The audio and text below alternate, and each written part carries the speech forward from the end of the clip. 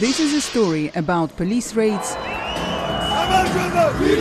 the far right, Dance with me, move your body and techno. Welcome to Tbilisi, Georgia's capital. There is a booming music scene here, built by the country's pro-Western youth, with clubs that are a safe space for LGBT people. We are free and we need to be free. But they're facing resistance from powerful forces. So when 10,000 ravers took to the streets, dancing became a political act. I wanted to find out what drove their protest and who is backing violent right-wing extremists who showed up in force. In a nation torn between Russia and Europe, this is the story of Georgia's rave revolution.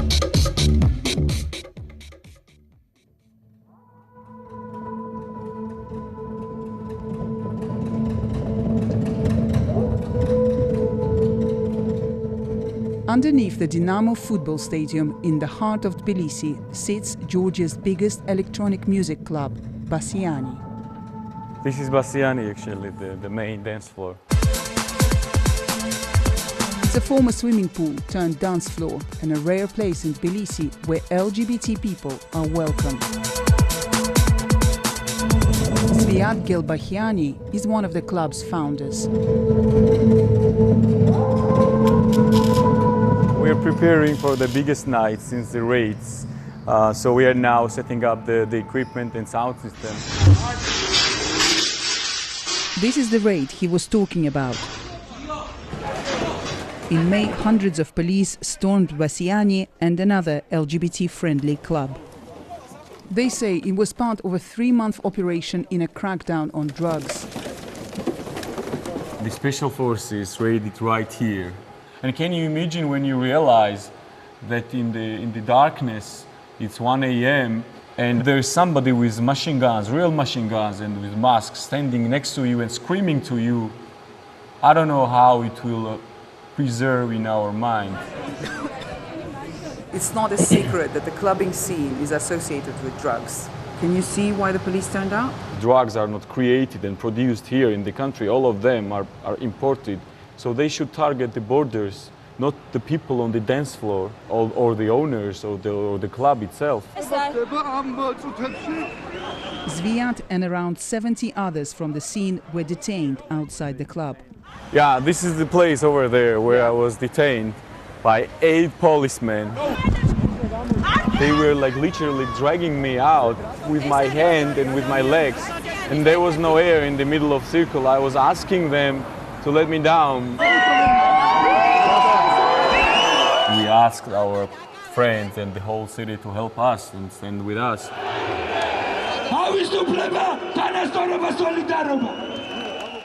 Within hours, thousands of people had taken to the streets to stand up for their freedom to express themselves. And soon the protest took the form of a rave.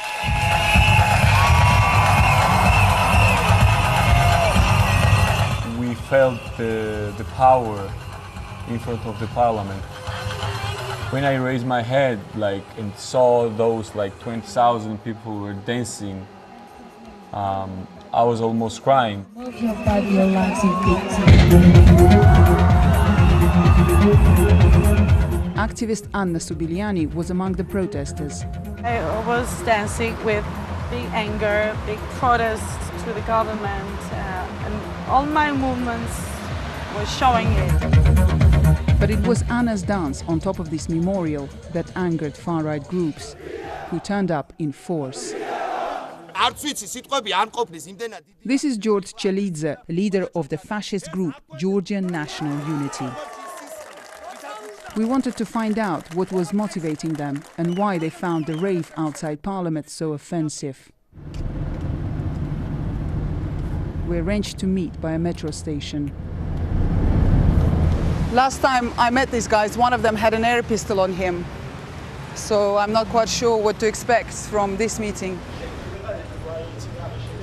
Come on, Joe, but Hello. But their leader George Chelidze wasn't there. You rang me? Did you call me? Yeah, I spoke with you. So, could you please turn off the camera? I would like to first chat with you. Okay. They didn't want to be interviewed. So we had quite an interesting situation now. I met with the far-right group. They said that their leaders were detained. We can see that there are plainclothes police also in the area, and the far-right group, they said that it's not safe for them to talk to us. So I can clearly identify like some of the policemen. They're here in this area, over there in dark glasses, in black t-shirt. Further there, just over there, you see. We called the police to find out what happened to George. Ringing. Nino, hi, this is Rayhan. They told us he was temporarily held. Yes. But that night he contacted us and said he was detained because the police didn't want him to speak to the BBC. Shoes? We arranged to meet him the next day in his apartment. Okay, thank you. This is our flag. What? This is Georgian National Unit. Yes. He showed us his tattoos. This is not German. This is Georgian. Do you realize that the symbols that you're showing us, some people might find it really offensive? If with National Socialists associated, no problem. No, if it's associated with Nazism, it's okay. No problem. No problem. What did you find so offensive about this protest? Why did you decide to turn up? It was a clear leftist provocation. They did not protest only the police raid. They were demanding drug legalization. Also, LGBT propagandists, we showed them and everyone else that agenda belongs in this country to nationality-minded society, to the Georgian nation. Although George's group is small and amateur, they weren't the only right-wing extremists that turned up at the protest. Look at these gays, look at these drug dealers. We saw all these hatreds. We wanted to find out why these far-right groups have been gaining confidence to stand against the liberals and who is backing them. These are just recently created and established organizations. During this counter demonstration, they were very aggressive. Anti-corruption organization Transparency International has been researching the rise of groups with neo-Nazi ideology in Georgia. One of the very active movement is Georgian March, and in Georgian March we have lots of NGOs and individuals. Some of them gets funding from the Ministry of Foreign Affairs of Russia. Russia and Georgia fought a war 10 years ago and relations are still tense. Georgia broke away from the USSR in 1991, but Russia has tried to maintain influence. 20% of Georgia's internationally recognized territory is still under Russian control. We still have very strong Russian propaganda in our country, but still people feel that Russians are our enemy, they are not our friends.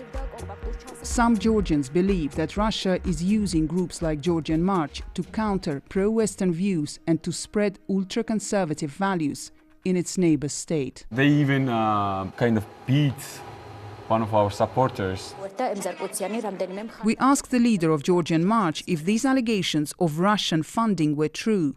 This is one of your leaders. I showed him Transparency International's report. It's not our leader. It just shows clearly that where the funding comes from, that it's directly linked to the Russian foreign ministry. It is not a mistake. This is you sitting with Yes. Lord Kipanidze. Yes.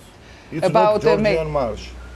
It's other parties, political parties, and we sit near table.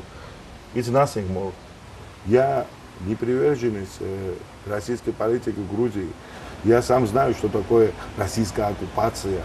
Это губит мою страну, можно так сказать. But the source of Sandro's inspiration surprised me.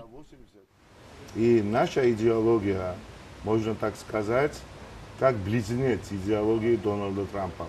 Правые силы. Да, правые силы, консервативные силы, которые основана наша идеология на христианской культуре и ценностях, которые есть в наших традициях. As well as the far rights, the LGBT scene is also under pressure from the powerful Georgian Orthodox Church. Just 3 days after the ravers took to the streets, thousands went on a march established to counter International Day Against Homophobia. They call it Family Purity Day, and the anti-LGBT message is clear. They call us different people with earrings or with a Different hair color. different hair color. And look what happened in 2013 after a few LGBT people tried to stage a demonstration. That's the LGBT activists hiding inside the bus. It's been attacked by a mob led by Orthodox priests. The Georgian Orthodox Church is keen to distance itself from far-right groups, but their attitude towards the LGBT community is similar. LGBT თემის პროპაგანდა, ცხოვრების წესის პროპაგანდა, ნარკოპოლიტიკის უკიდურესი ლიბერალიზაცია, რა თქმა უნდა, ეს წინააღმდეგობაში მოდის ეკლესიის სწავლებასთან. Campaigners say Georgian drug policy targets users, not dealers, and it has stricter drug laws than in Western Europe. If you're found with 1 pill of ecstasy, you go to jail from 5 to 8 years. If it's the active substance over 1 gram, like 6 pills of ecstasy, for instance, you go to jail from 8 to 20 years or lifetime. Pata Sabilashvili is an LGBT rights activist and campaigns to ease drug laws. We don't want people to abuse drugs. We know other ways to help, and we know what helps, not the prison. We wanted to ask the police about the existing drug laws and whether sending special forces to Bassiani was justified. So we're targeting the drugs wherever they're sold. It was a search based on a court warrant to identify the drug dealing in the clubs. So we think it was justified. People in Western Europe might be horrified when they see how the police turned up with machine guns at nightclubs. Do you think it's the best approach that you can use given that Georgia is striving to become part of the EU? I know a number of raids in Berlin clubs, in Ibiza clubs and stuff like that. When the police is searching for the drugs, it's justified.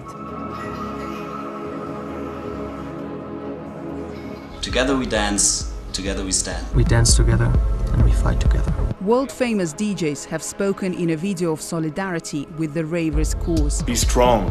Stand up and fight. We are Bassiani.